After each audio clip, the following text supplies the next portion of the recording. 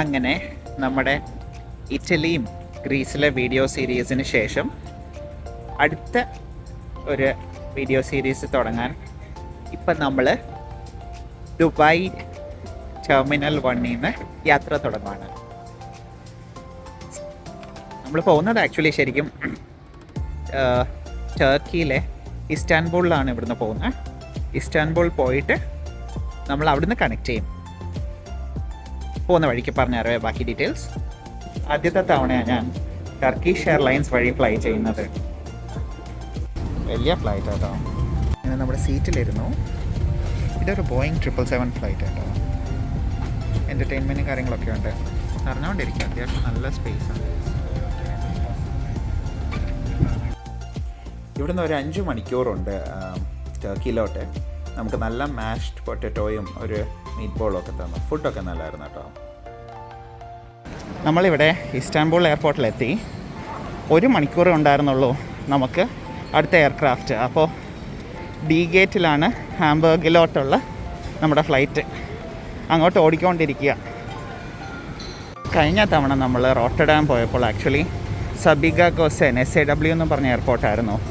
ഇവരുടെ ഒരു സെക്കൻഡറി എയർപോർട്ടാണ്. ഇസ്താൻബുൾ എയർപോർട്ടാണ് ടർക്കിയിലെ മെയിൻ എയർപോർട്ട്. എല്ലാം കഴിഞ്ഞു. നമ്മൾ D17 എന്ന് പറഞ്ഞ ഗേറ്റിലോട്ട് നിർത്തും. അങ്ങനെ ഓടിപ്പിടിച്ച് എങ്ങനെയോ നമുക്ക് കിട്ടി. ഇതാ കിടക്കുന്നതാണ് നമ്മുടെ ടർക്കിഷ് എയർലൈൻ ഹാംബർഗിലോട്ട്. ലാസ്റ്റ് കോളായിരുന്നു. എങ്ങനെ ഓടിയെത്തി. ഈ കണക്ഷൻ ഫ്ലൈറ്റിലുണ്ടല്ലോ 1 മണിക്കൂറൊക്കെ എടുക്കുന്ന റിസ്ക്കാണ്. കാരണം അവിടെ നിന്ന് ഇവിടെ വന്ന 1 മണിക്കൂറിൽ എന്തെങ്കിലും ഡിലേ വന്നാൽ നമുക്ക് പണി കിട്ടും. എന്തോ ലക്കിനെ കറക്റ്റ് ടൈമിന് കിട്ടി. ഇത് നമുക്ക് കിട്ടി. ഇത് ആക്ച്വലി ഒരു എയർബസിൻ്റെ ഫ്ലൈറ്റാണ്. എയർബസിൻ്റെ A330. ഇതിനും സംഭവങ്ങളുണ്ട്. അത്യാവശ്യം ക്രൗഡഡാണ്. ഹാംബർഗ് എന്ന് പറഞ്ഞ് ജർമ്മനിയിലെ നോർത്ത് സൈഡിലുള്ള ഒരു സിറ്റിയാണ്. ഒരു കോസ്മോപൊളിറ്റൻ സിറ്റിയാണ്. ഓൾമോസ്റ്റ് ഒരു 150 രാജ്യത്തിൽ നിന്നുള്ള കൾച്ചറൽ ഡൈവേഴ്സ് ആൾക്കാരുള്ള ഒരു സിറ്റി. ഹാംബർഗ് ഉണ്ടല്ലോ ശരിക്കും ഒരു റെഡ് ബ്രിക്ക് ആർക്കിടെക്ചറാണ് ഇവിടുത്തെ ബിൽഡിങ്സ് മൊത്തം. കാണാൻ നല്ല രസമുണ്ട് കേട്ടോ. പെട്ടെന്ന് കാണുമ്പോൾ നോർവേയുടെ ഒരു സ്റ്റൈലുണ്ട്. അതായിട്ട് ഭയങ്കര റിസംബിൾ ചെയ്യുന്നുണ്ട്. നല്ല പച്ചപ്പുണ്ട്. പറയപ്പെടുന്ന ഓൾമോസ്റ്റ് ഒരു 25%ഓളം ഇവർ ഗാർഡൻസ്, ട്രീസ്, പാർക്സ്, ഒരു ഗ്രീൻ ഇനീഷ്യേറ്റീവ്സിന് ഒത്തിരി ചെയ്യുന്നുണ്ട്.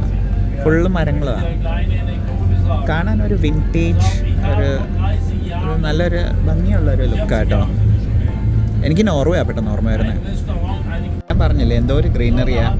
കറക്റ്റ് ഒരു ഫോറസ്റ്റിൽ കൂടെ പോകുന്നുണ്ട്. ഇത് ശരിക്കും ഹാംബർഗ് എയർപോർട്ടിൽ നിന്ന് സിറ്റി സെൻറ്ററിലോട്ട് പോകുന്ന ഒരു വഴിയാണ്. ഫുള്ള് മരങ്ങൾ, ഒരു കാടിൻ്റെ ഉള്ളിൽ കൂടെ പോകുന്നോട്ട്. ഏകദേശം ഒരു 20 ഡിഗ്രി ആണ് ഇവിടുത്തെ ക്ലൈമറ്റ്. നമ്മുടെ ഹാംബർഗിലെ ഒരു എക്സിബിഷൻ സെൻറ്ററിൽ നിന്ന് റെയിൽവേ സ്റ്റേഷനിലോട്ട് നടക്കാം. ഇവിടുത്തെ ഒരുപാട് കാര്യങ്ങളുണ്ട് കേട്ടോ. ഹാംബർഗ് ഏറ്റവും 2ാമത്തെ ലാർജസ്റ്റ് സിറ്റിയാണ്. ഇവിടുത്തെ ഏറ്റവും ബിഗ്ഗസ്റ്റ് പോർട്ടിലൊന്നാണ് വേൾഡിലെ. സ്ട്രാറ്റജിക്കലി പ്ലേസ്ഡ് ആണ് ഇവരുടെ ഈ പോർട്ട്. അപ്പം അതുകൊണ്ട് ഒരുപാട് ഷിപ്സും കാര്യങ്ങളും ട്രേഡും നടക്കുന്ന ഒരു പോർട്ടാണ്. കൾച്ചറലി, ഹിസ്റ്റോറിക്കലി എല്ലാം ഇമ്പോർട്ടൻസ് ഉള്ള ഒരു ഏരിയ. ഇവർക്ക് കുറേ സംഭവമുണ്ട് കേട്ടോ. ഒരു വെയർ ഹൗസ് ഡിസ്ട്രിക്റ്റ്, ഒരു എൽബ് ടണൽ. നമ്മളിപ്പം ഈ ഒരു മെട്രോ സ്റ്റേഷനിൽ നിന്ന് പോയി ആ എൽബ് ടണൽ കാണാൻ പോവാം. 1911 കൺസ്ട്രക്ട് ചെയ്തൊരു ടണൽ. ഇതിവരുടെ റെയിൽവേ സ്റ്റേഷനാണ്. ട്രെയിൻ ജസ്റ്റ് വന്നു. ഇതിൻ്റെ തൊട്ടിപ്പുറത്ത് ഒരു റാഡിസൺ ബ്ലൂ ഉണ്ട് കേട്ടോ. റാഡിസൺ ബ്ലൂയുടെ ഒരു ഹോട്ടൽ. അതിൻ്റെ അടുത്താണ് നമ്മൾ ഇവൻറ്റ്. നല്ല കാറ്റുണ്ട്. എന്ത് ഭംഗിയുള്ളൊരു റെയിൽവേ സ്റ്റേഷനല്ലേ. ഓക്കെ, ആ ആർക്കിടെക്ചറൊക്കെ കണ്ടോ. അവിടെ കുറേ ഗാഗുവൽസ് പോലെ ഉണ്ടല്ലോ. അത് കണ്ടോ. ഡാംടോർ റെയിൽവേ സ്റ്റേഷൻ എന്നാണ് ഈ റെയിൽവേ സ്റ്റേഷനിൻ്റെ പേര്. ഡാംടോർ റെയിൽവേ സ്റ്റേഷനിൽ നിന്ന് നമ്മൾക്ക് അൽട്ടോണ പോകണം. അൽട്ടോണ അങ്ങോട്ട് പോയിക്കൊണ്ടിരിക്കുക. നമുക്ക് പബ്ലിക് ട്രാൻസ്പോർട്ടേഷനൊക്കെ ഫ്രീ ആട്ടോ. ഇവിടുത്തെ ഒരു ഇവൻറ്റ് അറ്റൻഡ് ചെയ്തുകൊണ്ട് എല്ലാം പബ്ലിക് ട്രാൻസ്പോർട്ടേഷൻ ഫ്രീ ആണ്. ഇതാണ് ഹാംബർഗിൻ്റെ ഡാംടോർ എന്ന് പറഞ്ഞത്. ഇതാണ് ഇവരുടെ ഒരു ടിപ്പിക്കൽ റെയിൽവേ സ്റ്റേഷൻ സെറ്റപ്പ്. 1 മിനിറ്റിനുള്ളിൽ നമ്മുടെ ട്രെയിൻ വരും. ഇതിപ്പോൾ വന്നതാണ് ഇവരുടെ ഒരു ഹൈസ്പീഡ് ട്രെയിൻ. ഇത് സാധാ ട്രെയിൻ. ഹൈസ്പീഡൊക്കെ ലോങ് ഡിസ്റ്റൻസാണ്. അതിനേക്കാളും 2 ദിവസം മുന്നേ എത്തിയതിൻ്റെ എന്താ അനുഭവം? നല്ല സ്ഥലം. ഏതുമായിട്ട് സാമ്യം തോന്നുന്നു? ഏത് നോർവേയുടെ കൺട്രി സൈഡൊക്കെ നോർവേ പോലെ ഉണ്ടെന്ന് തോന്നുന്നല്ലേ? ഇഷ്ടപ്പെട്ടോ? ട്രാൻസ്പോർട്ടേഷൻ എളുപ്പമാണ്, വളരെ എളുപ്പമായിട്ട് പടപടയിൽ കാണിക്കണം. നമ്മുടെ ബസ് അങ്ങനെ ഇവിടെ എത്തി. ഈ ലാസ്റ്റ് ബസ് സ്റ്റേഷനിൽ നിന്നാണ് നമ്മുടെ പോർട്ട് ഓഫ് ഹാംബർഗ്. ഈ ഏരിയ ഒക്കെയാണ് പോർട്ട് ഏരിയ. ഞാൻ നേരത്തെ പറഞ്ഞില്ലായിരുന്നു, ഏറ്റവും തിരക്കുള്ള ഒരു പോർട്ടാണ് ഇവരുടെ. വേൾഡിലെ ഏറ്റവും ബിസിയസ്റ്റ് പോർട്ടിലൊന്ന്. എന്നിട്ട് ഈ വഴി കൂടിയാണ് നമുക്ക് എൽബ് ടണലിലോട്ട് പോകേണ്ടത്.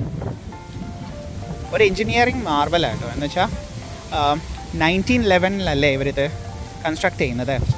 ഇപ്പം യൂസ് ചെയ്യുന്നത് ശരിക്കും സിവിലിയൻസും സൈക്ലിസ്റ്റ്സും മാത്രമാണ്. വണ്ടികൾ പോകുന്നതൊക്കെ ഇപ്പം ഒരു ന്യൂവർ എൽബ് ടണൽ എന്ന് പറഞ്ഞ ഒരെണ്ണമുണ്ട് അപ്പുറത്തെ സൈഡിൽ. പക്ഷേ ഇതിപ്പോഴും പ്രിസർവ് ചെയ്ത് വെച്ചിട്ടുണ്ട്. ഒരുപാട് പേര് വിസിറ്റ് ചെയ്യുന്നുണ്ട് ഇവിടെ. അണ്ടർഗ്രൗണ്ടിലൂടെ കൂടെ പോകുന്ന ഒരു ടണൽ കാണിക്കാമേ. ഇതിൻ്റെ അകത്ത് കുറേ കാര്യങ്ങളുണ്ട് ആ ടണലിന്. ഓരോന്നോരോന്ന് പറഞ്ഞുതരാമേ. ഓടിച്ചാടി പിടിച്ച് അവിടുന്ന് ഫെറി കിട്ടി.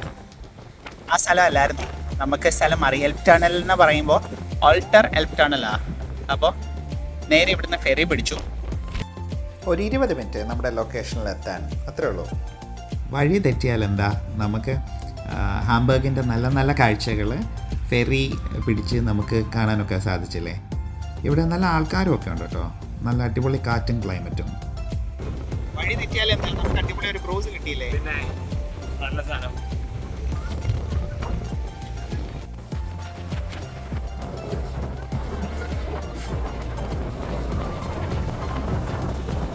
ഹാംബർഗിൻ്റെ ഫേമസ് ആയ വെയർ ഹൗസ് ഡിസ്ട്രിക്റ്റ് ഇതാണ്.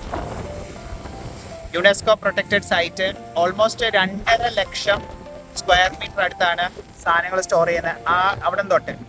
അവിടം തൊട്ട് ഇതുവരെയുള്ള ഒരു വെയർ ഹൗസ് ഡിസ്ട്രിക്റ്റ് ആയത് ഫുള്ള് ഇതുവരെ. ആക്ച്വലി ഹാംബർഗിൻ്റെ പല സ്ഥലങ്ങളും ഈ ഒരൊറ്റ ഫെറി ഏരിയ കാണാൻ പറ്റുള്ളൂ. ആ കിടക്കുന്നത് ഒരു സബ്മറൈനാ. സർവീസിലാണോ ഔട്ട് ഓഫ് സർവീസ് ആണോ എന്ന് കണ്ടിട്ട് മനസ്സിലാവുന്നില്ല കേട്ടോ. നമുക്ക് ഇവിടുന്ന് ആക്ച്വലി ഒരു സ്റ്റോപ്പും കൂടെ കഴിഞ്ഞാൽ ലാൻഡിംഗ് ബ്രിഡ്ജ് നമ്മുടെ എത്തേണ്ട ലൊക്കേഷൻ എത്തും. നമുക്ക് ടണലിലോട്ട് പോകാനുള്ളത് ഇവിടെയാണ് നമുക്ക് പോകേണ്ടത്, ആൾട്ടർ എൽബ് ടണൽ. പക്ഷേ ഇതിലേക്കൂടെ നടക്കണം. അതിൻ്റെ അണ്ടർഗ്രൗണ്ട് ആണ് ആ ഒരു റൂട്ടുള്ളത്. നമ്മുടെ ഫെറി കൊണ്ടുപോയിട്ട് അവിടെ നിർത്തും. എന്നിട്ട് ഒരു 400 മീറ്റർ നടക്കണം. ഈ കറുത്ത ബോട്ടിൻ്റെ പുറകിലെ ഒരു പഴയ ഒരു വുഡൻ ഡവ് പോലത്തെ ഒരു ബോട്ടുണ്ട്.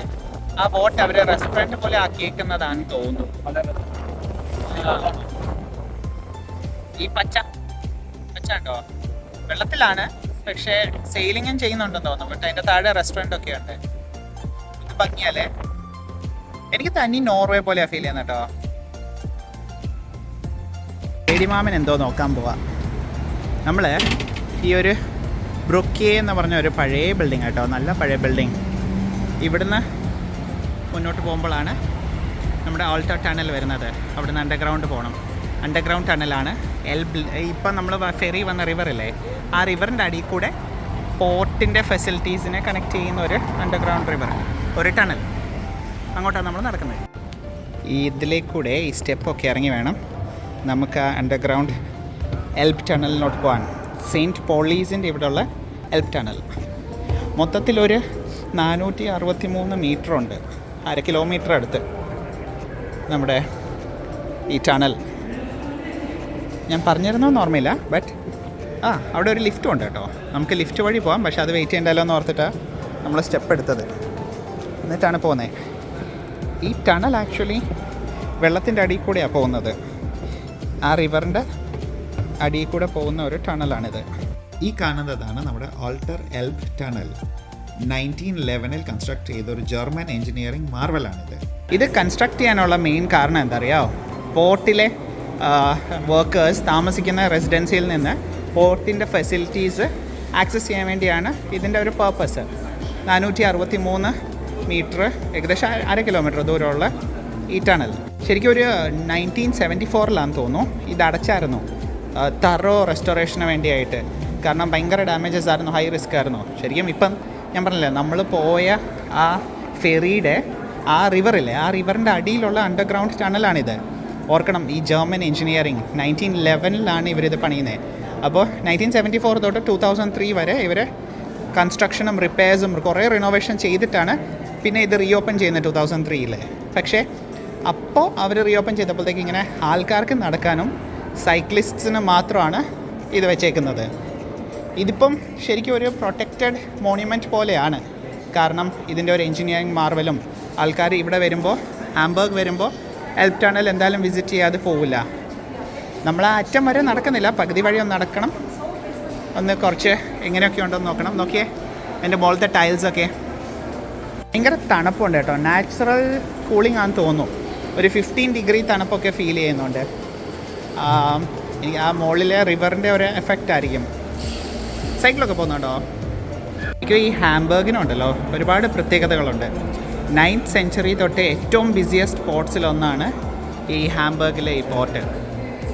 പിന്നെ ശരിക്കും വേറെ ഒരു ഫണി ഫാക്റ്റ് ഉണ്ട്. എന്താ പറയുക, ഇവിടുത്തെ കനാൽസ്, ഇതൊരു ആക്ച്വലി ഒരു കനാൽ സിറ്റി എന്നും ആൾക്കാർ വിളിക്കും. കാരണം എന്ന് വെച്ചാൽ ഓൾമോസ്റ്റ് 2500 കൂടുതൽ ബ്രിഡ്ജസ് ഉണ്ട് കനാൽസിനെ ക്രോസ് ചെയ്യുന്നത്. ഇപ്പോൾ നമ്മൾ ആംസ്റ്റർഡാമും വെനീസാണ് ഏറ്റവും കൂടുതൽ കനാൽ ഉള്ള സ്ഥലം എന്ന് പറയാം. പക്ഷേ ആംസ്റ്റർഡാമും വെനീസും കൂടെ കമ്പൈൻ ചെയ്താലും ഹാംബർഗിൻ്റെ അത്രയും ബ്രിഡ്ജസോ കനാൽസോ ഇല്ലെന്നാണ് പറയുന്നത്. നമ്മുടെ ശരിക്കും ഓൾമോസ്റ്റ് ഒരു ഫുള്ള് നടന്നില്ല, പകുതി വരെ നടന്നു. നമ്മൾ ഇനി തിരിച്ചു പോവാം, ബാക്കി 1-2 സ്ഥലങ്ങൾ കൂടെ കാണാം. താഴത്തോട്ട് നമുക്ക് വരാൻ ലിഫ്റ്റ് ഉണ്ട്, സ്റ്റെപ്പ് ഉണ്ട്. തിരിച്ചു വരുമ്പോൾ സ്റ്റെപ്പ് വലിക്കണം, തിരിച്ചു പോകുമ്പോൾ നമുക്ക് ലിഫ്റ്റ് പോകാം. റീസ്റ്റോറേഷനൊക്കെ ചെയ്യുന്നുണ്ടോ? അത് കഴിഞ്ഞിട്ടാണ് ഇങ്ങനെ ആയത്. ഇതാണ് അതിൻ്റെ കുറച്ച് ഡീറ്റെയിൽസ്, അതിൻ്റെ ലെങ്ത്തും ഡെപ്തും എല്ലാ കാര്യങ്ങളും. സൈക്കിൾസൊക്കെ ആയിട്ട് പണ്ട് കാർഗോ ലിഫ്റ്റായിട്ട് ഉപയോഗിച്ചതാണ്, ഇപ്പോൾ ആൾക്കാർക്കും സൈക്കിളിന് ഉപയോഗിക്കുന്ന. ഇങ്ങനെ ലിഫ്റ്റ് വഴിയാണ് തിരിച്ച് നമ്മൾ കയറി വരുന്നത്. ഇവിടുത്തെ ഒരു സ്റ്റേജ് തിയേറ്റർ പോലെയാണ്. വാമ്പയർ എന്ന് പറഞ്ഞ ഒരു ഡ്രാമ ഒക്കെ നടക്കുന്നുണ്ട്. സെൻറ്റ് പോളി എന്ന് പറഞ്ഞ ഒരു സ്ഥലം ഇത്. ഫുൾ കളർഫുള്ളാണ്. ഹോട്ടലൊക്കെ കണ്ടോ? നമ്മളെ സെയിൻറ്റ് പോളി ഏരിയയിലെ ഈവനിങ്ങിലെ ഫുഡ് സ്ട്രീറ്റിൽ കൂടെ നടക്കുക. ഫിഷ് ആൻഡ് ചിപ്സ് വേണോ? ഫിഷ് ആൻഡ് ചിപ്സ് വേണ്ട, നമുക്കൊരു ഓറഞ്ച് ജ്യൂസ് കിട്ടുമെന്ന് നോക്കാം. ഫുൾ ഇവിടെ ലൈവായി, വീക്കെൻഡും കൂടെ അല്ലേ. അങ്ങനെ ഓടിപ്പിടിച്ച് നമ്മുടെ പരിപാടിയെല്ലാം കഴിഞ്ഞ് നമ്മുടെ ട്രെയിൻ എത്തി. നമ്മുടെ ലഗേജൊക്കെ തൊട്ടിപ്പുറത്ത് വെച്ചു. മിസ്റ്റർ JD മാമൻ എന്തൊക്കെയോ ഫോണിൽ അന്വേഷിച്ചുകൊണ്ടിരിക്കുക. ലഗേജിൻ്റെ കാര്യം പറഞ്ഞപ്പോഴാണ് ഒരു കാര്യം പറയാൻ വിട്ടുപോയി. ഞാൻ ഇസ്താംബൂളിൽ നിന്ന് ഹാംബർഗ് എത്തിയപ്പോഴത്തേക്ക് എൻ്റെ ലഗേജ് പോയി. ഇവരെങ്ങാണ്ട് ഇസ്താംബൂൾ വെച്ചിട്ട് മറന്നു. പിന്നെ കംപ്ലയിൻ്റ് ഒക്കെ കൊടുത്ത് ഞാനത് പിന്നെ ഇപ്പോൾ പോയി എയർപോർട്ടിൽ പോയി എങ്ങനെയോ വൈകിട്ടത്തെ ഫ്ലൈറ്റിന് അവരെത്തിച്ചു. അത് പോയി മേടിച്ച് ഇവിടെ കൊണ്ട് നമ്മൾ റെയിൽവേ സ്റ്റേഷനിലോട്ട് എത്തിയതാണ് ഇൻ ടൈം. കാരണം നമുക്ക് മ്യൂണിക്കിലോട്ട് രാവിലെ പോകണ്ടേ. അതെന്തോ ജസ്റ്റ് ലക്കിന് അത് കംപ്ലയിൻറ്റ് ചെയ്തുകൊണ്ട് കിട്ടി, അതുകൊണ്ട് രക്ഷപ്പെട്ടു. ഫസ്റ്റ് ടൈം എക്സ്പീരിയൻസ് ആയിരുന്നു. ഇവിടുന്ന് ഞങ്ങൾ നേരെ പോകുന്നത് മ്യൂണിക്കിലോട്ട്. അപ്പോൾ രാവിലെ ഞങ്ങളെത്തും. അപ്പോൾ ഇന്നത്തെ വീഡിയോ എൻഡ് ചെയ്യുവാണ്. നാളെ മ്യൂണിക്കിലെ കാഴ്ചകളായിട്ട്